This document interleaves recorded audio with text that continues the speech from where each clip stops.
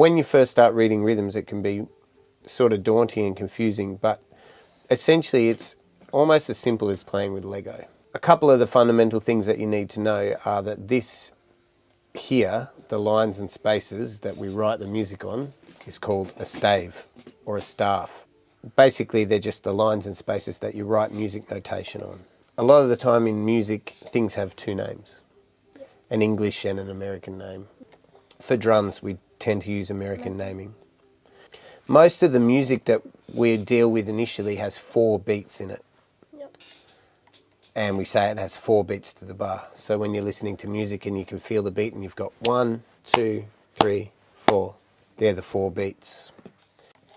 Between this line and that line there is called a bar or a measure. Yeah.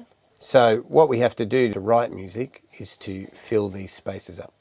So each note that we have takes up a certain amount of space in that bar. This one is a whole note and it's 4 beats long. So in other words, it takes up those 4 beats. What we do is we play at the beginning of the first beat where it's placed, and then we wait until it would have finished sounding. For drums, it's a little hard because we don't have long notes. We just mainly deal with where a note begins. So for us, it would sound like this. 1, 2, 3, 4. 1, 2, 3, 4. But if we were playing a note that had a sustaining sound, then, you know, for instance, even if we just sang it, we'd have to sing da, da, and hold that note for those 4 counts. This is where the Lego part of it comes into it. An easy way to think about it would be to think about each beat in the bar as being a space on a Lego board. 1, 2, 3, 4. Now, each of those spaces can be filled up by bricks. Our whole note we can represent with a big red brick.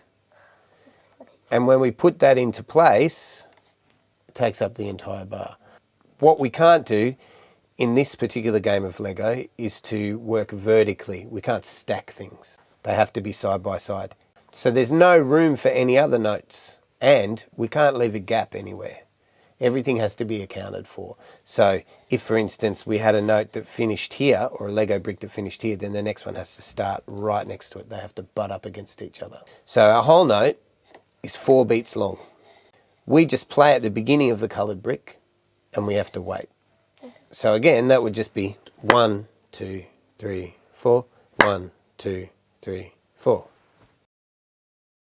The next note to look at is called a half note, and it's 2 beats long, and we can represent with a blue brick. When we put that blue brick into place, it takes up the first 2 beats. So if we were to play that, we play at the beginning of the coloured brick, and we have to wait to play again till it's finished. So it'd be 1, 2, and then we could play on beat 3. So whatever other brick we put comes here at beat 3. It has to start at beat 3. Can't start at beat 2 because that space is already taken up. Yep. Can't start at halfway through beat 1, and it can't start at beat 4 either because they have to butt up against each other. All the spaces have to be accounted for. So to fill up that bar, we could add another one of these, and there we go. Then that would be filled. So we would play it like this. 1, 2, 3, 4. 1, 2, 3, 4. If we sang it, you hold for the coloured brick. Da, da, da. The very last one we're going to deal with for right now is a quarter note, and it looks like this. So that quarter note takes up 1 beat, and it's our light green brick. So if we put it into place, it just takes up the first space, doesn't it? Yep. So that one would just be 1, and then we could wait, and we'd have to play at the beginning of beat 2. Yep. So to fill up the bar with quarter notes, we have to go like this. 2, 3, 4. And in Lego terms, that fills up each of those gaps. If we play at the beginning of each coloured brick, then we get 1, 2, 3, 4. Or if we sing them, da, da, da, da.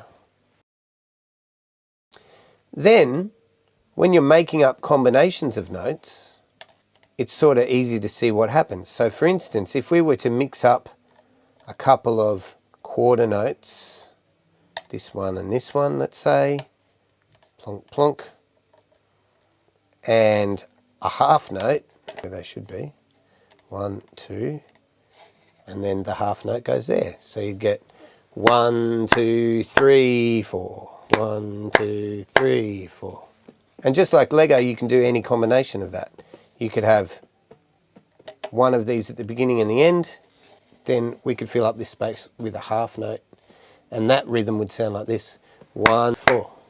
So then when you're looking at these combinations of rhythms, like this one, 1, 2, 3, 4, that's the same as us having green, green, blue, right? Or this one would be our green, blue, green, or blue, green, green. So it's probably much easier than you think when you look at it like that.